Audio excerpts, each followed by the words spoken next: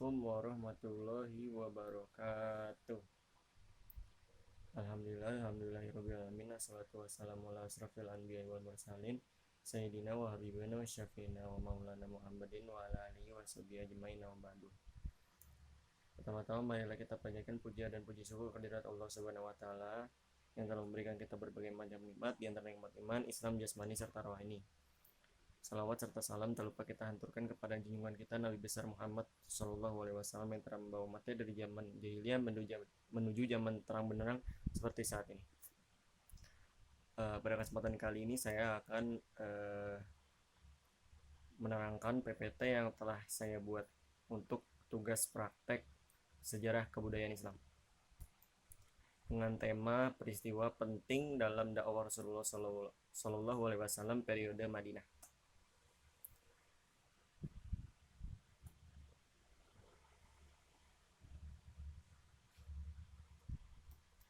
Ada banyak sekali peristiwa-peristiwa yang terjadi di era dakwah Rasulullah periode Madinah, tapi saya hanya ambil beberapa peristiwa-peristiwa yang menurut saya menarik untuk dibahas.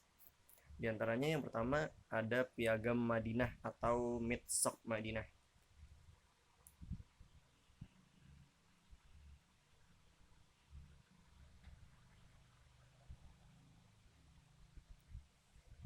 Sejarah Mitsaq Madinah ini lahir.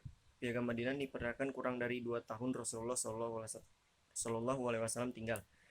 Jadi sejarah daripada Mitsaq Madinah atau Piagam Madinah yang sudah saya baca dari beberapa sumber adalah Rasulullah Shallallahu Alaihi Wasallam ingin mempersatukan berbagai macam suku yang ada di Madinah.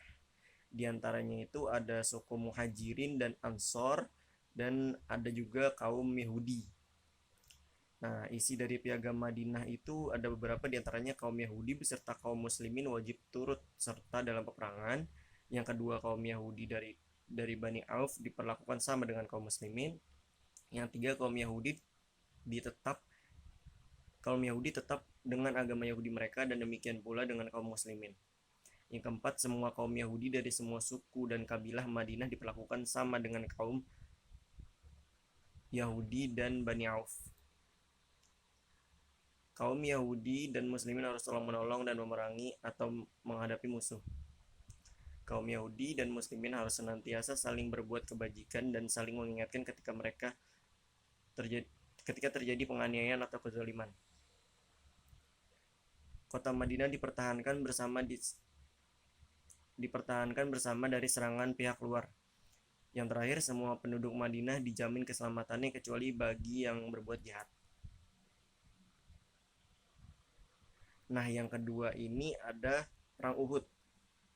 Ini adalah perang yang cukup menarik dan cukup tersorot di sejarah Islam. Nah, Perang Uhud sendiri ini terjadi pada tanggal 22 Maret 625 Masehi, atau lebih tepat 7 Syawal 3 Hijriah. Pertempuran ini kurang lebih dari 1 tahun lebih seminggu setelah pertempuran Badar. Tentara Islam berjumlah 700 orang, sedangkan tentara kafir berjumlah 300 orang.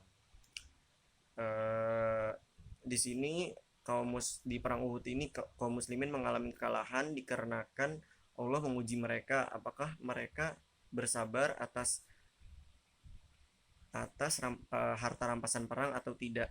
Ternyata kaum muslimin terburu-buru dan sangat serakah atas harta rampasan perang yang sudah ada. Maka kaum muslimin dalam perang ini kalah. Sebab kekalahan kaum muslimin ini dijelaskan dalam hadis Sahih Bukhari, hadis nomor 276. Nah, yang terakhir ini ada Perjanjian Hudaibiyah.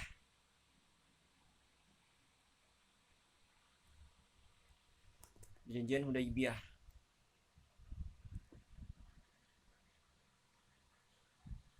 Sejarah Perjanjian Hudaibiyah adalah gambaran perjanjian yang mengutamakan perdamaian Nah, perjanjian ini terjadi di saat Rasulullah sudah pindah ke Madinah, tapi perjanjian ini dibuat di Mekah pada tanggal ada pada Maret 628 Masehi atau Zulhijjah 6 Hijriah antara kaum Quraisy dan kaum muslimin Madinah. Hudaybiyah berada pada 22 km arah barat dari Mekah menuju Jeddah.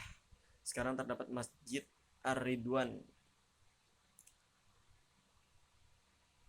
Nah, di sini ada akibat perjanjian Hudaybiyah. Kaum muslimin merasa kecewa atas hasil perjanjian Hudaybiyah. Mereka menilai bahwa perjanjian itu merupakan salah satu kelemahan dan kekalahan. Bahkan ketika Nabi Muhammad SAW memberikan perintah untuk menyembelih hewan kurban, mereka tidak segera mematuhi perintahnya. Di sini perjanjian Hudaybiyah ini dilakukan oleh kaum muslimin dan kaum kafir, tetapi kaum kafir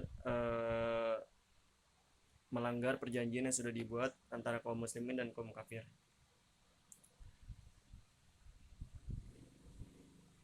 Mungkin cukup sekian PPT dari saya, kurang lebihnya mohon maaf. Wassalamualaikum warahmatullahi wabarakatuh.